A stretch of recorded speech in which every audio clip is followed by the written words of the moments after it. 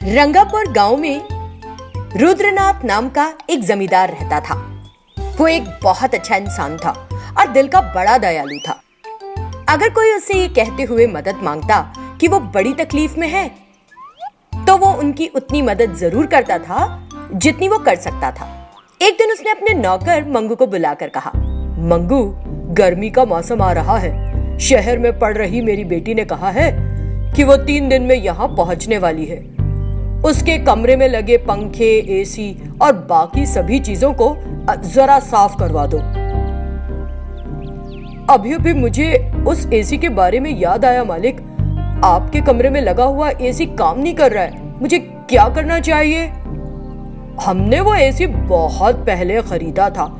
तुम ले लो उस एसी को और उसकी मरम्मत करवा लो। मैं शोरूम के लोगों को फोन करके उन्हें आज एक नया एसी लाने के लिए कहूंगा और लगवा लूंगा। मेरा तो छोटा सा घर है मालिक, मुझे एसी की जरूरत कहाँ पड़ती है। तुम्हारे घर पर और मेरे घर पर धूप अलग अलग थोड़ी ना होती है। जहाँ भी सूरज है वहाँ सूरज की गर्मी भी होगी। मेरी बात सुन लो, उस पुराने एसी को ले लो और उसकी मरम्मत करवा लो। हमारे गांव में इलेक्ट्रीशियन संपत है ना, तुम उससे मिलो और कहो कि मैंने उसे इसकी मरम्मत करने के लिए कहा है। ठीक है मालिक। फिर मंगू इलेक्ट्रीशियन संपत के पास गया। क्या जमींदार साहब ने तुमको भेजा है? आपको पुराने एसी को जमींदार के कमरे से हटाकर नया एसी लगाना होगा। मैं जमींदार साहब से पूछूंगा और उस पुराने एसी को ले लूंगा। नहीं संपत भाई, मालिक ने वो पुराना एसी मुझे लेने के लिए कहा है। आपको इसकी मरम्मत करनी होगी। आइए हम चले। दोनों संपत की बाइक पर जमींदार के घर आए। संपत ने पुराने एसी को उसके कमरे से हटा दिया और नया लगा दिया। फिर वह उस पुराने एसी को लेकर बाइक पर मंगू के घर आए।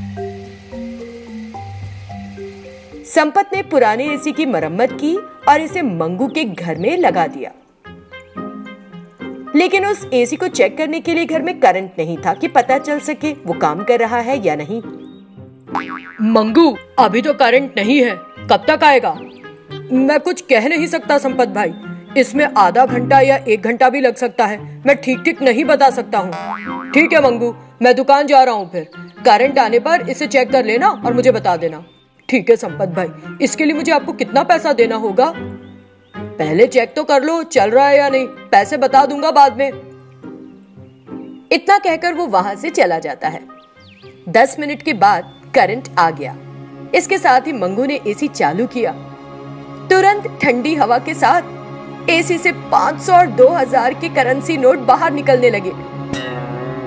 उन्हें देखकर वो आश्चर्यचकित था और सोचने लगा, ये क्या, इस एसी से नोट क्यों बाहर आ रहे हैं? जब बड़े जमींदार जीवित थे तो वो मुझसे कहते थे कि ये कोई साधारण एसी नहीं है, ये एक जादुई एसी है। जब वो गरीब थे तो इस जादुई एसी ने उन्हें एक जमींदार बना दिया था। मुझे उस समय समझ नहीं आया, लेकिन अब ये देखकर मुझे मामला समझ आ रहा है। तब उस जादुई एसी ने कहा, देखो गरीब आदमी, तुम मानवता के साथ लालची बने बिना रहे, इसीलिए तुमको मुझसे पैसे मिल रहे हैं। मुसीबत में फंसे दूसरे लोगों की जान बचाना तुम्हारे लिए सब कुछ अच्छा होता जाएगा। अगर तुम पैसे हो गए लालची तो फिर सब कुछ खो दोगे।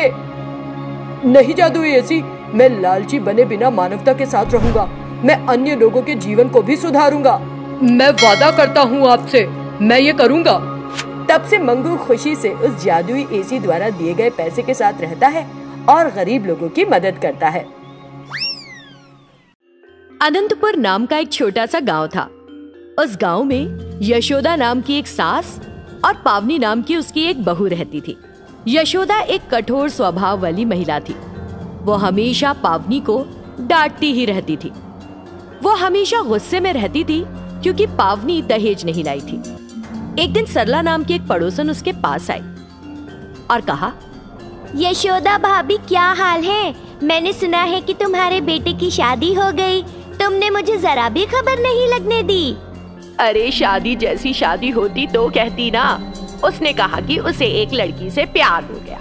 हमने बिना किसी को बताए मंदिर में उनकी शादी करवा दी। बस 1 रुपया भी नहीं मिला है दहेज में। हाँ, मेरी बेटी की सुनाऊं, वो तो बड़ी खुश है। मैंने तुमसे कितनी बार कहा था कि मैं अपनी बेटी की शादी तुम्हारे बेटे के साथ करना चाहती हूँ, लेकिन तुमने कभी मेरी बात पर ध्यान ही नहीं दिया। हमने दहेज के रूप में 1 करोड़ रुपए दिए हैं। वो परिवार अब बहुत समृद्ध है।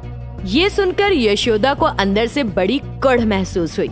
थोड़ी देर बाद सरला वहाँ से चली गई। अरे पावनी, क्या तुमने सुना? हमने तुम्हारी वजह से एक अच्छा रिश्ता गंवा दिया। 1 करोड़ का दहेज दिया है बेटी को, लेकिन तुम 1 रुपया भी नहीं लाई। अब मेरा बेटा बिजनेस करना चाहता है, बिजनेस। तुम जाकर दहेज लेकर आओ। लेकिन मेरे पिताजी के पास दहेज देने के लिए पैसे नहीं है माँ जी। उनके पास केवल एक घर है। उनके बाद वो घर मुझे मिल जाएगा ना?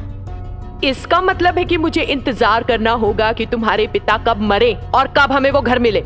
इस तरह उसने पावनी से झगड़ा करना शुरू कर दिया। वो लड़ाई बहुत लंबी खिंच गई। क्या तुम मुझे पलटकर जवाब दोगी? दहेज लाओ तो ही आना घर में, नहीं तो जाकर नदी में कूद जाओ और मर जाओ। इतना कहकर उसने पावनी को घर से बाहर निकाल दिया। पावनी रोती हुई अपने घर जाने लगी। बहुत दूर चलने के बाद वो एक पेड़ के नीचे बैठ गई। हे भगवान, आपने मुझे ऐसी दुविधा में क्यों डाला? ये दहेज और उपहारों की शुरुआत आखिर किसने की? देखिए, इसकी वजह से हम जैसे गरीब लोगों की जिंदगी कैसे बर्बाद हो रही है। ये कहते हुए वो रोने लग गई। थोड़ी देर बाद पावनी को प्यास लगी और उसने चारों ओर देखा। उसे वहां एक बोरिंग पंप दिखाई दिया। वो उस बोरिंग पंप पर गई और उसे चलाने लगी। तुरंत सोने के सिक्के उसमें से गिर के बाहर आ गए। उन्हें देखकर वो हैरान रह गई। तभी वहां एक चुड़ैल आ गई। सखी, डरो मत, मैंने तुम्हारी तकलीफ को सुना। तुम इस बोरिंग पंप से आने वाले सोने के सिक्कों को ले लो और ले जाकर उन्हें अपनी सास के चेहरे पर मारो। बहुत बहुत शुक्रिया कि आपने मेरा दर्द समझा। हाँ, मैं समझ सकी, क्योंकि मैं भी एक बहू थी जिसने दहेज के लिए सास की प्रताड़ना के कारण जान गंवा दी थी। मैं नहीं चाहती कि तुम्हारा जीवन मेरी तरह खत्म हो जाए। चलो बोरिंग पंप को चलाओ। पावनी ने बोरिंग पंप को चलाया। उसने उससे निकले सोने के सभी सिक्के लिए और उस चुड़ैल को एक बार फिर धन्यवाद दिया। फिर वो अपने ससुराल वापस चली गई। पावनी ने यशोदा को बताया कि क्या हुआ और उसे सोने के सिक्के दिए। सास तो बड़ी खुश हो गई और उन सोने के सिक्कों को ले लिया। कुछ दिन बीत गए। यशोदा ने एक दिन मन में सोचा, अगर मैं पावनी को एक बार फिर घर से बाहर निकाल दूं, तो वो चुड़ैल कुछ और सोने के सिक्के दे देगी। ये सोचकर यशोदा फिर से पावनी से झगड़ा करने लगी और फिर उसे घर से बाहर निकाल दिया। पावनी घर के बाहर आकर रो रही थी। तभी वो चुड़ैल वहां प्रकट हो गई और बोली, रो मत, मुझे तो पहले से ही पता था कि ऐसा होगा, इसीलिए मैं बिना कहीं जाए तुम्हारे आसपास ही थी। तुम जाओ और उस बोरिंग पंप को चला लो।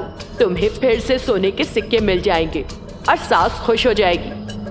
पावनी उठकर बोरिंग पंप के पास चली गई। जैसे ही उसने उस बोरिंग पंप को चलाया, उसमें से सोने के सिक्के निकलने लगे। तुरंत उसने अपनी सास को बुलाया। वहां आकर यशोदा ने देखा तो हैरान हो गई। अरे पावनी, इतना सोना! बोरिंग पंप को फिर से चलाओ जरा, कुछ और सोने के सिक्के आएंगे इसमें से। पावनी ने अपनी सास की बात मानते हुए बोरिंग पंप को फिर से चलाया। उसमें से लगातार सोने के सिक्के निकल रहे थे। अरे बहू, एक और हट जा जरा, मैं इसे चलाकर देखती हूँ, और ज्यादा सोने के सिक्के आएंगे। इतना कहते हुए उसने उसे चलाना चाहा।